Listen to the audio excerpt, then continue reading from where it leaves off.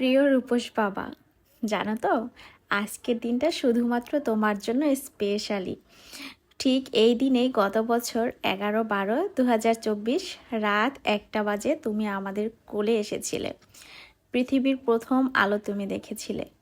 নার্সটা যখন তোমাকে আমার বুকের উপরে ঢিলে মেরেছিল, আমি কোথাও একটা ভয়েই পেয়েছিলাম। ভেবেছিলাম এ কেমন নার্স, আমার বুকের উপর ফেলে দিচ্ছে। তবে হ্যাঁ, এটা তো জানতাম না মায়ের বুকের উপর ফেলে দিলেও সন্তানের কোনো সমস্যা হয় না। আমি পরে এটা অনুভব করেছি, কিন্তু ওই মুহূর্তে অনুভব করার মতো আমার সহ্য ক্ষমতাটাও ছিল না বাবা। খুব কষ্ট করে তোমাকে পৃথিবীতে আনতে হয়েছে, তবে কখনো এটা মনে হয়নি তোমার জন্য খুব কষ্ট হচ্ছে। তোমাকে পৃথিবীতে আনতে পেরেছি, এটাই জীবনের সবচাইতে আনন্দ। আর আজকে ছিল সেই দিনটা, তোমার 1 বছর পূর্ণতার দিন। তুমি এখন একটু একটু বসতে পারো, একটু একটু করে হাসতে পারো, একটু করে মাম্মা মাম্মা করে ডাকতে পারো। আমার যে কি শান্তি লাগে। তোমার জন্য আজকে স্পেশালি মা এই কেকটা ডেকোরেশন করেছে।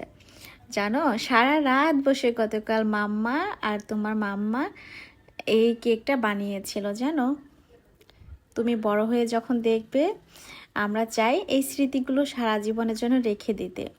আজকের দিনটা শুধুই তোমার আর তোমার। জানো তো, এই যে দেখো তোমার ছোট ছোট আপুরা চলে আসছে, এরা কিন্তু তোমার থেকে বেশি বড় না, মাত্র 2-1 বছরের বড়।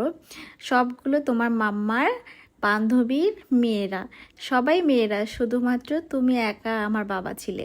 তাই সব আপুদেরকে তুমি খুব ভালো রাখবে, ঠিক আছে? সব আপুদেরকে তুমি খুব ভালোবাসবে। আর এই দেখো তোমার আনাপিয়া আপু, তোমার নিশান আঙ্কেল, তোমার মাম্মাম এখানে দেখো ঘোরাঘুরি করতেছে।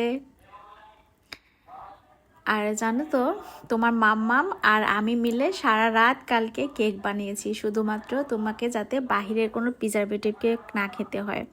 আর এখানে দেখো তোমার মাসিমণি, এটা তোমার মাম্মার আরেকটা বান্ধবী।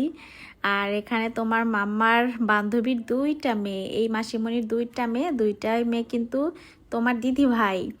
সো দিদি ভাইকে সবসময় মনে রাখবা, ঠিক আছে? আর এই যে দেখো তোমার আয়োজন উপলক্ষে কি কি বানিয়েছিলাম মাম্মা, আমি নিজের হাতে সব রান্না করেছিলাম। চাইনিজ, এখানে হচ্ছে ভেজিটেবল, এখানে হচ্ছে চিলি চিকেন, আবার এদিকে চিকেন তান্দুরি।